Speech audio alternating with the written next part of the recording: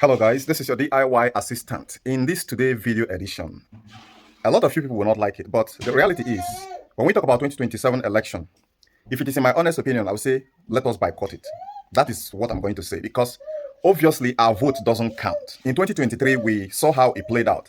Now, before that 2023, among the best Nigerian leaders, we're not talking about politicians, there's a difference between politician and leaders. I'm going to explain this using a video in the next episode. But when we talk about the difference between a leader and a politician, there is one tip I'm going to give you. A leader is a father of all the trees, the land, the cars, everything under his feet. And he doesn't care whether you are speaking Yoruba, whether you are speaking Igbo, or you are speaking Hausa. It doesn't matter. But politicians are there to play the games. Now, before I start showing you this very video where Goodluck Jonathan said something that shocked Nigeria, a very powerful message about 2027 election, I want to remind you of something that was happening just about a month ago. There were a lot of information flying on the internet that, Mr. Bola Ahmed Tinubu paid off Nigerian debt. Yes, that sounds like a very good news, right? But when we start to look at things critically, then we start addressing the problems, we start seeing the challenges, and start asking the uncomfortable question to know if that paying off Nigerian debt is actually the problem. What was Nigerian? The uncomfortable question there is, what was Naira before the election, before he's getting into office? It was 360 to 400 and something dollars. I'm talking about on the parallel market. Then what about the fuel? It was 165. So compare these things here. What about the inflation? Price of commodities in the market. Those are things that indices that people need to take a look at, critically look at, before you start raising hands up. Oh, he have done well. The NEPA tariff, there is no such thing as band A, band B before Bola Ahmed Tinubu took over power. Yes. But when he came in, the tax reforms, the economic reforms, it is completely against the people. Now, when Nigeria went to protest, what happened?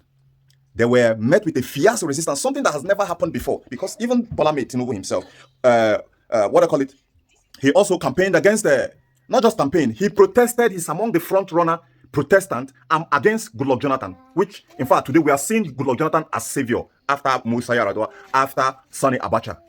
So let me not waste your time for that. Watch this very video carefully, and I'll be back shortly after that. So first, let me welcome you and your team. I will be very fast because of the time you got to fly to Asaba. And to thank you for finding time to come and pay the courtesy call. So I have to thank you that you are the first, because I came here 2 days ago. After all, use this unique opportunity to encourage you in what you are doing. Nigeria, for us to move forward, we need unity. So many countries, when you talk about in the late 50s, early 60s, there was prediction that Nigeria and XYZ countries will be at par. I don't want to go into mentioning those names. And you normally ask yourself, why are we still where we are? This was predicted by intellectuals, not ordinary people. People who study the world and look at the world trends and predicted that Nigeria, Brazil, India, blah, blah, blah, will be this. All those countries have left us. But we are still where we are. And we Nigerians must ask ourselves one question. Why have we not been able to move with others? There is, in terms of tribal sentiment, racist sentiments, and so on, it's almost every nation. But the degree we have in Nigeria is very debilitating. It's what is pushing us backward. We have a country that we don't believe we belong into that country. Most of our leaders will say Nigeria is not a nation.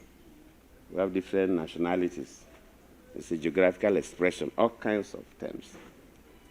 And I believe that the young people especially, if we must move forward, we must leave those sentiments aside. Every nation, every country, they have their own history. A Nigerian must see himself as a Nigerian. And we must see ourselves as one. And if I am the president, if the best person to hold a particular office is either from Enugu or from Ibadan or from Sokoto or from Yenagua or from Calabar, it doesn't matter. And until we get to that point, as a nation, we cannot move anywhere. We'll be putting square pegs in round holes and round pegs in square holes because of religious sentiments, tongue sentiments, tribal sentiments. And I believe that if by divine providence you win the election, your first responsibility is to unite Nigeria. Without unity, we cannot solve our security problems. Without unity, we cannot solve our economic problems. So if you unite Nigeria, that is the beginning of a new Nigeria and a revolution, development or otherwise, that will take place.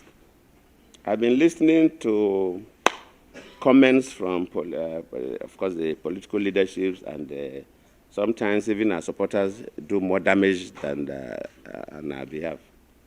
And I must commend you because your utterances so far have not shown any division. I must commend you on that. And just keep doing what is right, because you are to be if you win, you'll be a president for the whole nation. You will not be a president for any group of people. But I must commend the Labour Party, the utterances. Though sometimes people complain about the media, social media supporters. But to you, nobody has made any negative reference about your vision for this country. So, my brothers, my sisters, thank you for coming. Maybe we'll have time for more elaborate conversation, but on behalf of my family, thank you sincerely for coming to pay us this courtesy call. It's a big honor, because you don't really need to come and see me. I'm just one individual. But you've now come to greet me. Of course, Peter Obi is my younger brother, and he's been quite, he's a friend, a younger friend. He showed that clearly. But he's a good man. That is, I can say that he's a good man. Thank you. So thank you. Daddy, sir, you're also a good man. Oh. Thank you, sir. And I know you before today. Thank you, sir. So I know you're a good man. Thank you, sir. So thank you. Thank you. After we get electoral reforms, is that the end? We must add parallel, electronic, real-time polling unit results transmission, collation, and display. Real-time. Parallel to whatever we can get INEC to do. Parallel. We have the application. It's Election Watch. But we need the people, polling unit marshals. How many polling units do we have in Nigeria? 189,000. Round that off to 200,000. Multiply it by 3. So we have at least 3 polling unit agents per polling unit. Okay, I'm certain you have heard it. For Goodluck Jonathan to carefully endorse Peter Obi, there is something I want to tell you. Whether you like it or not, whether life or death, in as much as Nigeria is concerned, in as much as the so-called democracy, which normally has never worked in any other country, Peter Obi may be the first person who is going to make democracy to work for Nigeria.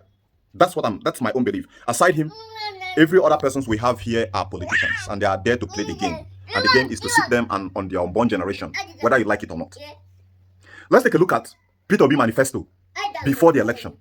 All the things he said that if you don't believe that Peter Obi is the right man, you need to go and listen to Jack Ma. Jack Ma was quoting exactly what Peter Obi was saying. Jack Ma, the most recognized person right now in China that has billions of dollar assets. And so people who read economics like that, when they come outside to start saying the same thing that someone, maybe a politician or a leader is saying, then you know that you can't just get it wrong there. A bird of the same feather flies together. Now, if we look at it, there is a video that was surfacing online, which I'm also going to show you, where Mr. Bola Ahmed Tinubu, the current president of Nigeria, was saying that we are not producing anything. You know, that video really shocked me. I'm going to bring it up on the next episode so that we take a look at it. As a president, isn't it in your capacity, in your hand to put all those infrastructure in place? Nigeria is not producing anything. So what did Peter Obi say before the election? I will turn Nigeria from consumption to production. So if you don't believe in Peter Obi, and Goodluck goes to endorse him, that is game over. That is completely game over. Whatever you're saying, I don't care. Because I know I am not about which tribe. I'm about the past record. I'm about what has been verified, what is verifiable. So, tell me what you think in the comment section. But I know a lot of people will still come on to start ranting. Peter Obi is this. Remove your tribal sentiment. Remove that demon that the politicians are using to control you, and you start seeing the truth as it is, unbiased, without tribal, without religion, without any bullshit. So, I'll see you guys in the comment section.